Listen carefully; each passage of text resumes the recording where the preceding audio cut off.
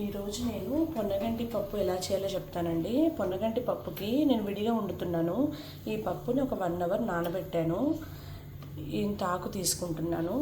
So ఈ పప్పులో నీళ్ళన్నీ వంచేసి గ్యాస్ మీద ఇలా నీళ్లు పెట్టుకున్నానండి.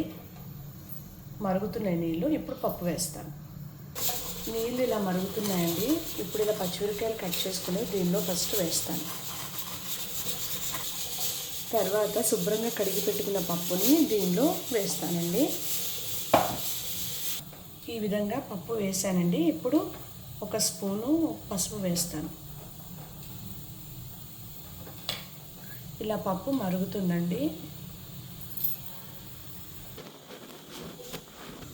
ఈలోపు ఈ పొన్నగంటాకుని శుభ్రంగా కడిగి ఒక పక్కన పెట్టుకుందామండి.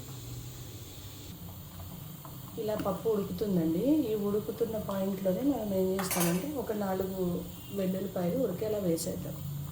వాసన బాగుంటుంది. పొన్నగంటి పప్పుకి పప్పు చూడండి ఆల్మోస్ట్ సగం వరకు హాఫ్ కుక్ అయ్యింది. సో ఈ పాయింట్లో మనము ఈ పొన్నగంట కొంతమంది కట్ చేస్తారండి, కొంతమంది కట్ చేయరు. నేనైతే కట్ చేయట్లేదు. అదేవిధంగా ఆకును వేసేస్తున్నాను. మొత్తం ఆకంతా దీంట్లో వేసేద్దాం. మూత ఏమీ పెట్టక్కర్లేదండి. ఇలా ఉంచేద్దాం కాసేపు. ఇంకా ఉడుకుతుంది. పప్పు ఇలా ఉడుకుతుందండి. మనకేమైనా కొంచెం అనుమానం కింద అంటుతుంది అనిపిస్తే కొంచెం ఇలా వాటర్ మధ్య మధ్యలో కొంచెం వాటర్ యాడ్ చేసుకోవచ్చు. పప్పు ఆల్మోస్ట్ డన్ అండి.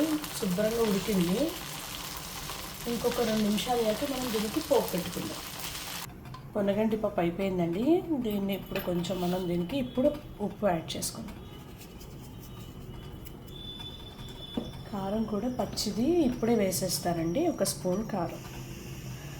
ఇప్పుడు పోపు చూపిస్తాను. దీన్ని ఏమి కలపద్దండి, ఇలాగే ఉంచేస్తాము. పోపుకు నేను కొన్ని వెల్లుల్లిపాయలు రెడీగా పెట్టుకున్నాను. పప్పు పోపు అండి. నూనె వేడెక్కింది. వేడెక్కిన వెల్లుల్లిపాయలు వేద్దాము. వెల్లుల్లిపాయలు, కొంచెం ఆవాలు, కొంచెం జీలకర్ర అండ్ మన కారం తగ్గట్టు వెల్లుల్లిపాయలు, ఎండుమిరపకాయలు, ఇంగువ. పోపు వేడెక్కిన తర్వాత దీన్ని పప్పులో కలుపుతాం.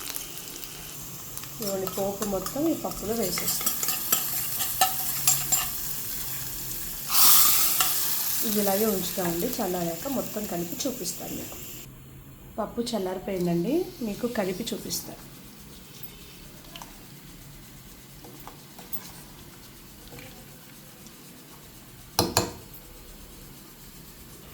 ఈ విధంగా విడిగా పొన్నగంటి పప్పు చాలా బాగుంటుందండి.